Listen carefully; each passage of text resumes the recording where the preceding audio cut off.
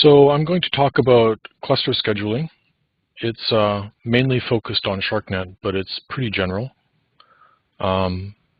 What I hope to do is just run through sort of the clusters or the scheduler's view of what's happening, and point out some difficulties, give a little bit of advice, and have plenty of time at the end for questions if there are any.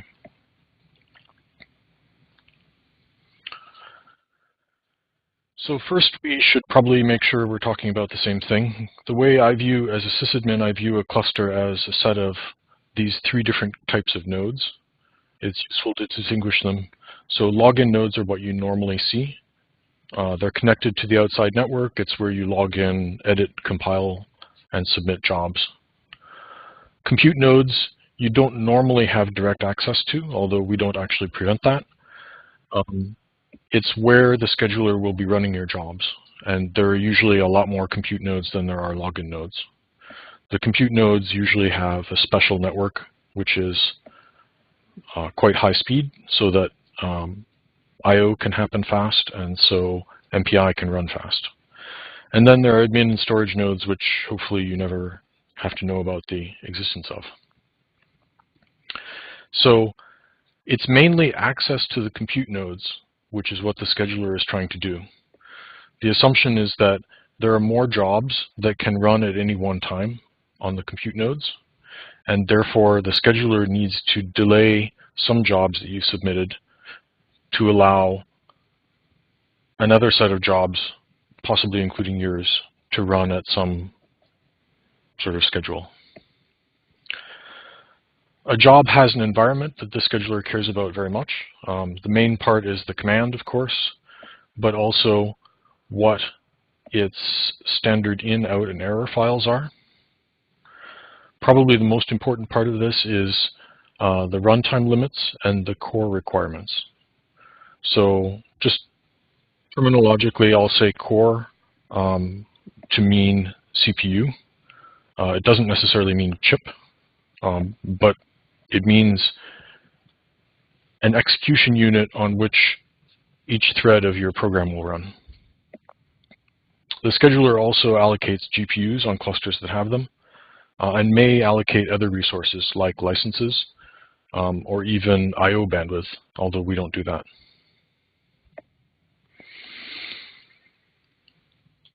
Scheduling really should be thought of as sort of just submitting your job to a big table, a table of work that the scheduler will get done. So the scheduler collects those parameters, and as soon as you do that, your job becomes runnable by default. And the scheduler starts looking at what its requirements are versus what else is in that big table of pending jobs. The main goal is simply to avoid having jobs interfere with each other, to avoid putting 100 jobs on one node and having it crash. The scheduler runs through the jobs in what we usually call a scheduler cycle. It can vary how frequent it is, but it's on the order of 1 cycle per minute. In each cycle, it prioritizes all the jobs, sorts them by descending priority, and then goes back to the top and iterates through the jobs highest priority first to see which ones it can start. So that means it has to know what resources on each node, each of the compute nodes, are free and what jobs are running. So it's just trying to find a place, a set of free resources that are constrained to particular nodes, combinations usually of CPU and memory. Then it starts a job. It does that with an agent on the node. The agent is primarily responsible for starting the job, but also collects some data about how much memory it's using. And if the job uses too much memory, for instance, it might kill it. Also, if the job uses too much time, it might kill it. Here's a very simple schematic. It doesn't really illustrate, but suppose you had a single 4-core node and you were ignoring memory. And at time 1, which is shown on the left, 2 jobs are submitted. One is the blue one, I see I've written it uses 3 units of time, but it's shown as 2. And then someone submits a second job which uses 4 cores, that is the whole node, and 4 units of time. Now, depending on the priority of jobs 1 and 2, one of them will start first. If the blue, then the red one is going to get pushed out quite a ways.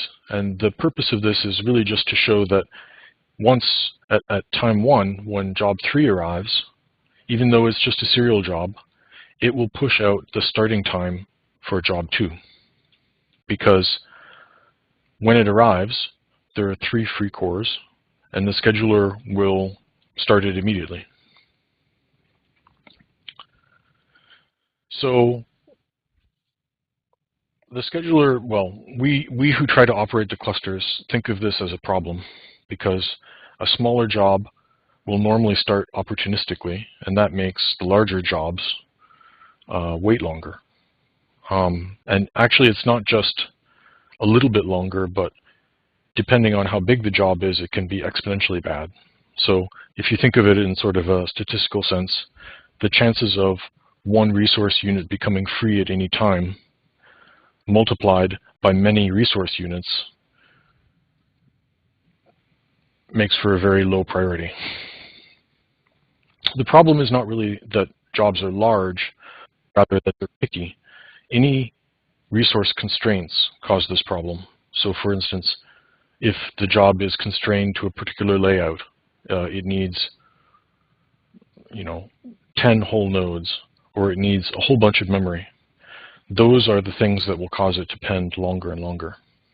And in fact, the thing we've observed is in a cluster with mixed serial and parallel jobs, which is most of the Sharcnet ones, the serial jobs dominate. And that's usually not what we want. We want some sort of mixture that's a little bit closer to fair. And longer jobs make everything worse. So the scheduler has this view of jobs as sort of takers of resources. And it has this view of nodes as providers of resources. So it has to track these.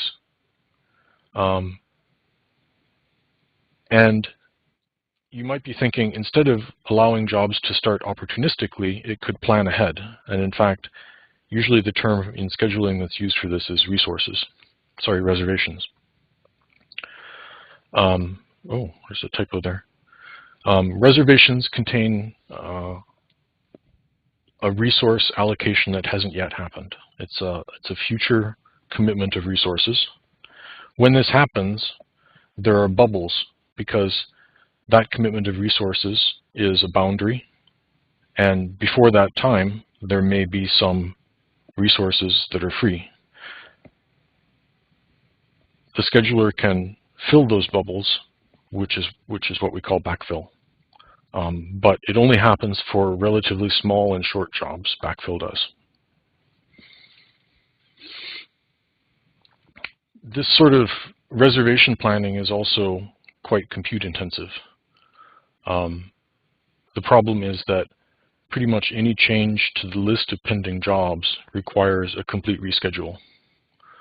And that happens pretty frequently. So whenever someone submits a new job, it might well be a higher priority than the existing jobs, and that will require a new schedule. Jobs that end early, and jobs may actually change priority while they're pending. But the main benefit is that this can allow jobs which use a lot of resources to actually have a start time which is not just continually pushed out by an ongoing stream of serial jobs. So I mentioned briefly priority. In our documentation, we talk about it quite a bit. It's basically how the scheduler decides which jobs to run. All of the jobs are in a single queue, and they're sorted by priority. The ones at the top get first attention.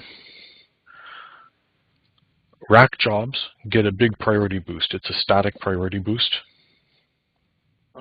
It's quite a large number. On Orca, I think it's something like 10,000. A Sharcnet specific thing is that we have a small priority factor which is derived from the group's usage across all clusters in the past 2 months. That's adjusted on a daily basis, and it's a relatively small factor. It's, I think, 250 or something like that. The main effect on priority is fair share. And the concept of fair share is based on your past history of usage compared to some target. And setting the target is sort of an interesting topic, but the usage is also an interesting topic. So the concept is, if you or maybe your group have not used much recently, that is, your recent usage is lower than your target usage, you'll get a priority boost. Whereas if you've sort of been hogging the cluster and getting a lot done, your usage will be quite high. It might be above your fair share target, and your priority will be lower. And the hope is that this will allow people who need to get a little bit of work done quicker access compared to people who have had a lot of access recently. So the usage is based on a time window. The time window is usually on the order of 2 weeks. It sort of depends on the cluster configuration. And the usage also decays within that time window. So it's totally forgotten after about 2 weeks, but it also decays periodically within that time window. So on Orca, for instance, the current setting is 90% of it survives after 12 hours, but then after 24 hours it's down to 0.81 and so on. So for a short time after your usage, your priority for pending jobs will be determined primarily by fair share. So that's sort of, I've described briefly what determines the order in which jobs are executed or dispatched by the scheduler. Now there are some problems. If your job does start, here are some issues that it may have. So it's pretty common for jobs to run out of time. In other words, it's hard to estimate how long the job should take, and if you underestimate it, the job will be killed when your estimate expires. And really there's not much advice to give about this, except that you should probably try the job, maybe with a longer time, and if it gets done sooner than that, you should resubmit it with a shorter time. Having an accurate runtime estimate is important primarily for the reservation aspect of the job. It actually doesn't affect any of the other scheduling. So if you submit jobs which have a very short runtime, there's some chance that they will be backfilled. And on some of our clusters which have a contributed component, very short jobs can actually have access to a larger set of nodes, and that's generally 4 hours. The other major problem is that jobs often run out of memory. Since you have to specify both runtime and memory limits, it can be hard to get right. The way our schedulers, most of our schedulers are set up, we're using a kernel feature called rlimit_as, which is actually a virtual memory limit.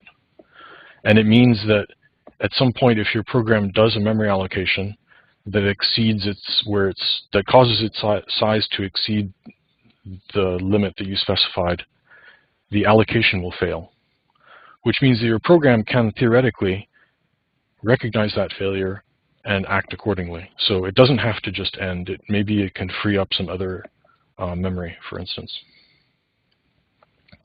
This can happen at process startup. So if, for instance, you have a Fortran program, Fortran programs often have very large memory that's allocated at startup time before your program really even starts running. And if that happens, what you'll see is that the scheduler will report that your job ran for less than 30 seconds and exited, usually due to a signal 9 segmentation fault.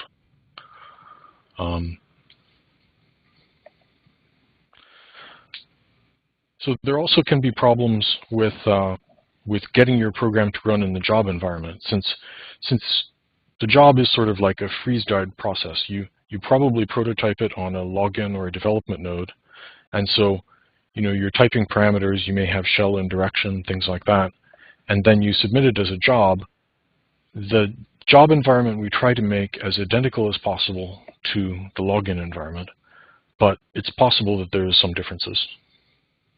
So sqsub, for instance, always propagates the environment variables at the time you submit to the job. So if you set an environment variable and then submit a job, the job will see that environment variable. And that's really important because that's how things like shared libraries and, in fact, modules get propagated to the job. In theory, it should work on a compute node if it works on the login node. The file systems are almost entirely congruent. If, however, you remove an executable or overwrite it or rename it, there's not much we can do about that, because submitting a job doesn't take a snapshot of all the files involved. It just takes a snapshot of the command line and the environment variables. So if you reorganize your files so that the directories are named differently, or you delete the executable, or you overwrite the executable, all of those will affect the job when it eventually runs.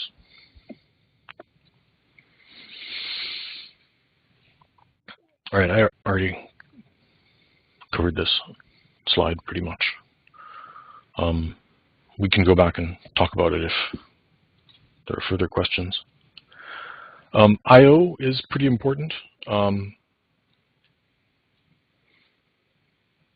I guess one gotcha, well, there are two gotchas I list here. One is that /archive is mounted on login nodes, but is not mounted on compute nodes. And that's deliberately because we don't want people doing I/O to archive or running their jobs out of archive, because that's not really what it's for. The work, Scratch directories, and even home are all engineered for fairly fast access to files, whereas archive is designed for cold storage. Another interesting factor is that compute nodes have a temporary directory, /tmp, which we encourage people to use, and it's a great place to put Scratch files that only last during your job.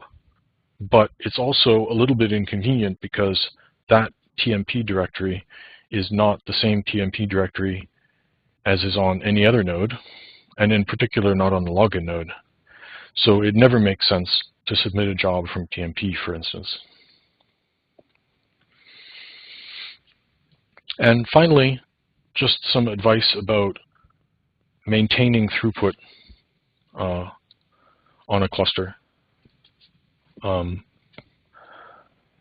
Never use MPI or threaded if you can use serial. And this is really just a different way of saying make your jobs not picky to the scheduler. So if you can make jobs not use a lot of memory and not use a lot of cores at one time, they will pen the least amount of time, and the scheduler will give you very good throughput. Avoid overestimating memory use. The extra unused memory won't make the program go any faster. All it does is make the job appear pickier to the scheduler. Since we never overcommit nodes, you'll never get a benefit. If you have some special code that sees a lot of interference from other jobs that may be running on the same node, talk to us. We have a way around that. Try to provide accurate time limits. This is primarily just so the scheduler can backfill the node, but in a few cases, it also means that you'll have access to a few additional nodes. And most of all, keep jobs queued. So you can never predict what the sort of ebb and flow of busyness on a cluster will be. You know, one day someone may submit 5,000 jobs that will keep the cluster busy for a long time. Over the weekend, for instance, clusters tend to be a little more idle. And if you keep jobs submitted, if you have jobs queued, then you'll be able to take advantage of those times, the opportunities to schedule. Submitting jobs, having jobs in the queue never damages your priority. It may benefit your priority, but for the most part, well, it'll never damage them. And so you never benefit from sort of hoarding a job until you think you see free nodes and then submitting it. Okay, those are all my slides. I'd like to throw it open for comments or questions.